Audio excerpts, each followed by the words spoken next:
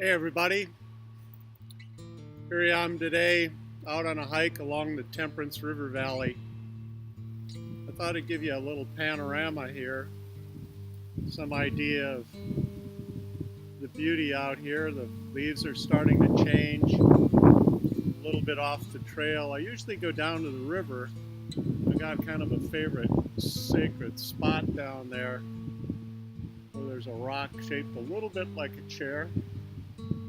Anyway, I like to sit in the river and watch the water go by. Problem is, it rained the other day and the river's up quite a bit. On my hike up here, I was thinking about the river and the water and how it moves. I was also thinking about the Polymet mine that Chilean mining company wants to put in here about 40 miles northwest of where I am. Temperance River comes down out of the boundary waters, maybe 25 to 30 miles. Some of the water in this area runs south, some runs north into Rainy Lake system and then east. But this mine they want to put in is a copper nickel sulfide mine. It's only a couple of miles from the boundary waters. One of the problems is the byproducts of this mine are toxic. They're full of sulfuric acid. They have to be held in tailing ponds for 500 years. Now it just seems to me that it's hubris or arrogance to think that we can build anything that's going to last for 500 years, much less have a mining company that's even going to be around after 20 years. The risk to the environment is pretty large because if there's a spill or that tailings pond breaches, it's going to flow into Lake Superior and quite possibly some of the boundary waters.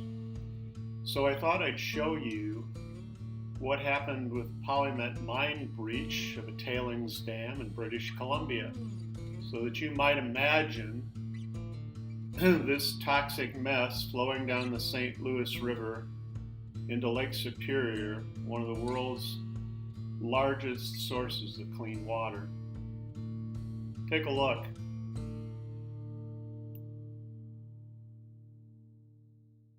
Into the boundary waters and there's no way to clean it up. It's just simply going to kill every living thing in its path. I know there's safer places to mine for copper nickel, and I think it's time we thought about what we're actually trying to do here.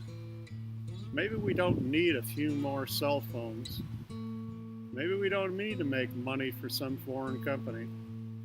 They're only paying us tenths of a cent on the dollar for the use of the land and the ore anyway. Yeah, they promise us jobs. They're always about half as many or a third as many as what they promise. And jobs are the new crack cocaine of companies.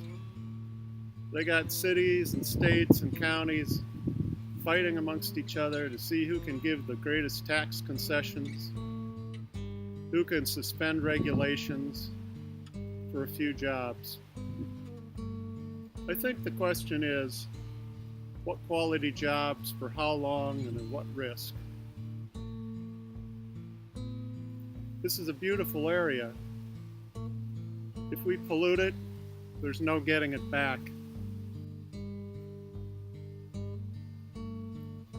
I'd like you to call your senator and your representative. The way I figure it is, we're not here to dominate the earth. We're not here to conquer it. Man isn't above nature. We are part of it. And even if I never set a paddle into the waters or the boundary waters where I saw my first eagle in an area preserved from DDT spraying, or my first moose or bear or otter, I would still want to know that area was there. It represents something wild, and there are certain wild places that are just simply too sacred to put at risk. So do me a favor. Call your senators, call your representatives, and ask them, why are we doing this? What alternatives do we have? Aren't there better approaches? What risks are we taking? If you can do that, I just want to say thanks and help us preserve this area.